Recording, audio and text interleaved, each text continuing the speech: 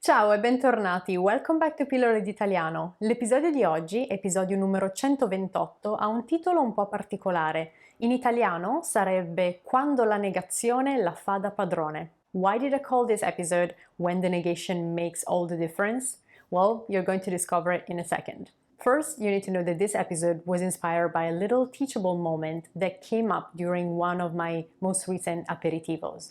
Aperitivo Italiano is a conversation class that I have twice a week, more events, one on Tuesday and one that is open to all levels on Fridays. If you want more information about these conversation classes, I'm going to leave a link in the description of the episode below so that you can go and explore, and of course reach out to me if you have questions, and if you want to participate and try it, I will send you a link. Anyway, what I was saying is that in a conversation-based class, as you might expect, there are a lot of English speakers that are there to practice their Italian and only speak in Italian. It happens quite often that the literal translation that they're doing from English to Italian doesn't necessarily work. And sometimes, like in today's examples that I'm about to bring to your attention, the English equivalent is really, really far off, and so you would not understand why we have two sentences that sound almost exactly the same in Italian, but they have wildly different meanings in English.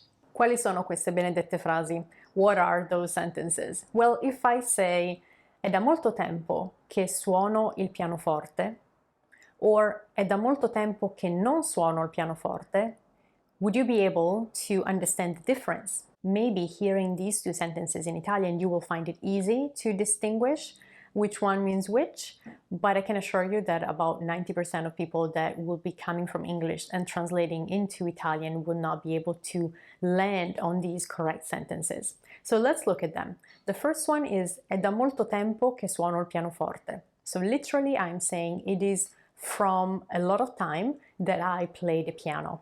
I'm basically telling you that I've been playing the piano for a long time. You see how in English you would be using the ing form, I have been playing, giving the sense that you started an activity in the past and you're still doing it? Well, in Italian we use a simple present, so è da molto tempo che suono il pianoforte. You can replace suono il pianoforte with any other activity, and è da molto tempo che you can replace it with a specific length of time. Per esempio, è da 3 anni che suono la chitarra. È da 2 giorni che leggo questo libro, right? It is any length of time since I started doing something and I'm still doing it. So it has been X amount of time that I've been doing this activity. That's a structure that you're going to use. È da plus the amount of time, che, and then the action, the verb, at the present tense. Adesso guardiamo l'altra frase. So let's have a look at the other example. È da molto tempo che non suono il pianoforte. What am I saying here? That it has been a long time since I played the piano. In English, you want to use the past tense because you're not currently playing the piano. Somehow in Italian, we still use the present tense. È da molto tempo che non suono il pianoforte. So the only difference between I've been doing something for a long time and it has been a long time since I did it is just the negation, non.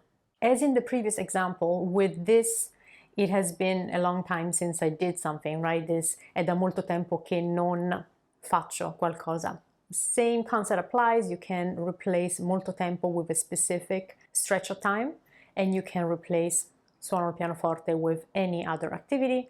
Per esempio, io potrei dire è da 5 giorni che non mangio la pasta, which is kind of shocking for an Italian, but here I am. Is this clear? È tutto chiaro?